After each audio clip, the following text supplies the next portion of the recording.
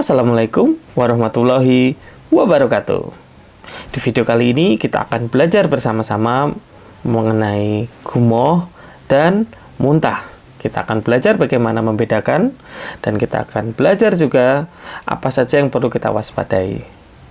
Bersama saya Dr. Bagus, mari kita belajar bersama gumoh dan muntah. Apa yang disebut gumoh? Gumoh atau sering disebut gastroesophageal reflux adalah keluarnya sebagian susu saat atau setelah menyusui. Biasanya keluarnya ini seperti mengalir gitu dengan sendirinya. Berbeda dengan muntah. Muntah saat keluar susu atau makanan itu disertai usaha si bayi untuk mengeluarkan susu. Kadang dengan gitu ya, atau dengan mengejan gitu. Dan bayi akan tampak rewel sekali di sini. Sehingga kita mulai bisa membedakan ya antara gumoh dengan muntah. Kita lanjutkan. Gumoh. Gumoh sering terjadi pada seorang bayi sampai usia kurang lebih 1 tahun. Dan hal ini adalah normal. Saya ulangi, normal ya. Volumenya bervariasi antara 1 sampai 2 sendok kurang lebih. Nah, bayi yang mengalami gumoh akan tampak sehat-sehat saja, akan tampak baik-baik saja. Bayinya tampak aktif, nyaman-nyaman saja, berat badannya juga meningkat dengan baik gitu ya, dan bayi tidak mengalami gangguan pernapasan. Kita lanjutkan. Gumoh banyak ya, di slide ini kita melihat bahwa ternyata banyak bayi yang mengalami gumoh. Dan banyak juga ternyata ibu yang tidak mengetahui tentang gumoh ini. Sehingga 30% ibu berdasarkan data di Indonesia mengalami kecemasan saat anaknya mengalami gumoh. Apa saja sih penyebabnya seorang bayi bisa mengalami gumoh? Yang pertama tentu karena ukuran lambung bayi itu masih sangat kecil. Seperti kita ketahui bersama, bayi baru lahir ukuran lambungnya sebesar bola kelereng. Ya, kecil sekali. Dan saat berusia kurang lebih 3 hari ukurannya sebesar bola pingpong. Ya kecil juga, gitu ya. Kurang lebih sampai usia 4 bulan ukuran lambung bayi memang belum terlalu besar. Penyebab yang kedua, katup lambung yang belum kuat. Saya coba gambarkan ya. Jadi mohon maaf kalau gambarnya jelek ya. Jadi kalau ini hidung, ini rongga mulut gitu ya. Ini matanya.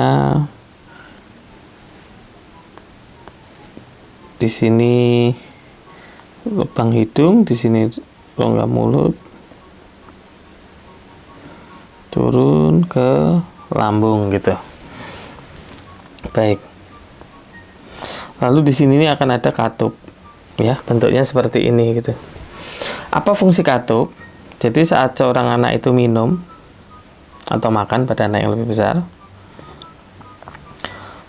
katup itu akan membuka saat dilewati oleh makanan atau minuman.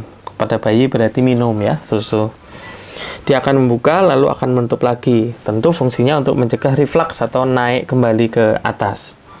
Sehingga makanan tidak bisa kembali ke atas.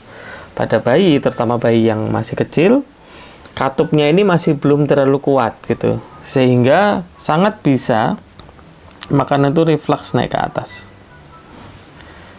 Maka dia akan keluar lewat mulut gitu ya, seperti mengalir. Kadang-kadang kalau anak itu sambil menangis, kadang-kadang ya, itu tekanannya kalau lebih kuat, kadang keluarnya juga lewat hidung gitu. Tapi seringnya lewat mulut. Kok bisa lewat hidung ya? Salurannya memang jadi satu. Kira-kira 2 ini penyebab anak mengalami gumoh. Kita lanjutkan. Lalu apa sih yang bisa ibu lakukan kalau anaknya gumoh? Tentu yang pertama adalah dibersihkan. Jepretan-jepretan susunya atau susu yang mengalir tadi.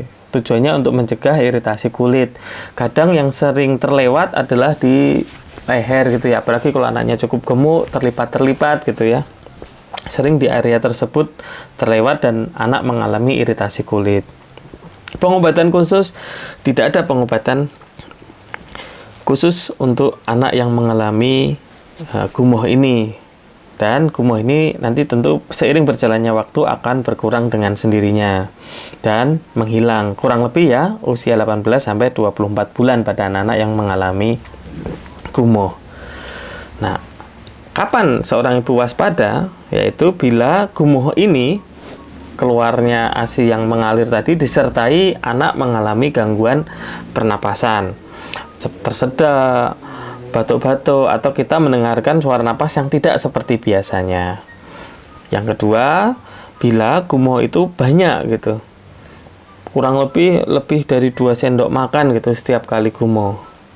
Yang ketiga, mungkin selain banyak, frekuensinya juga sangat banyak hingga berat badan bayi tidak naik dengan adekuat atau sulit naik. Bila mengalami hal ini, segera konsultasikan ke dokter terdekat. Bagaimana cara mencegah supaya anak tidak gumoh? Yang pertama, diposisikan lebih tegak saat minum susu. Gitu ya. Yang kedua, tentu kalau pada bayi yang masih menyusui, tentu posisi perlekatannya yang baik dan benar. Berikutnya, tidak menekan bagian perut bayi. Ketiga, jangan lupa bayi disendawakan setelah bayi minum susu. Dan ini yang sangat penting ya, yaitu kenali tanda-tanda kenyang pada bayi atau anak kita. Terkadang kita memberi minum, sudah kita takar dan kita paksa gitu, kita terus memberikan sampai anak itu habis gitu. Sampai susunya itu habis. Nah, kadang kita lupa gitu untuk mengenali kapan bayi ini sudah kenyang gitu ya. Kalau sudah kenyang ya sudah gitu, diakhiri. Kalau terus diberikan di atas volume lambung ya nanti bayi itu akan gumoh. Ini yang menjadi pencegahan terjadinya gumoh. Sekarang kita masuk ke muntah. Sebagian besar muntah itu abnormal, tidak normal. Berbeda dengan gumoh yang tadi sebagian besar adalah normal gitu ya. Kalau muntah sebagian besar adalah tidak normal. Kita juga harus mengobservasi gitu ya, karena sering muntah itu disertai dengan gejala-gejala lain. Misalnya demam gitu ya, bayinya tampak kesakitan, lemas, dan lain-lain. Dan yang penting, muntah terutama pada anak atau bayi itu sering bisa menyebabkan bayi jatuh dalam keadaan kurang cairan atau dehidrasi. Apa yang harus dilakukan bila anak kita muntah? Tentu yang paling penting adalah mengganti cairan atau rehidrasi. Jadi, asupan cairannya usahakan semaksimal mungkin sebisanya dengan baik gitu ya. Dicukupkan. Dengan apa saja? Dengan susu atau oralit. Gitu ya. Jadi kita memberikan lebih sering gitu ya. Supaya anak tidak jatuh ke kondisi dehidrasi. Bila anak atau bayi tidak bisa minum, atau kita sudah berusaha memberi minum, muntah lagi, minum, muntah lagi, dan kita temukan tanda-tanda dehidrasi, maka jangan ditunda-tunda, segera bawa bayi atau anak ke dokter atau ke instalasi gawat darurat terdekat. Semoga informasi mengenai gumoh dan muntah ini bermanfaat. Wassalamualaikum warahmatullahi wabarakatuh.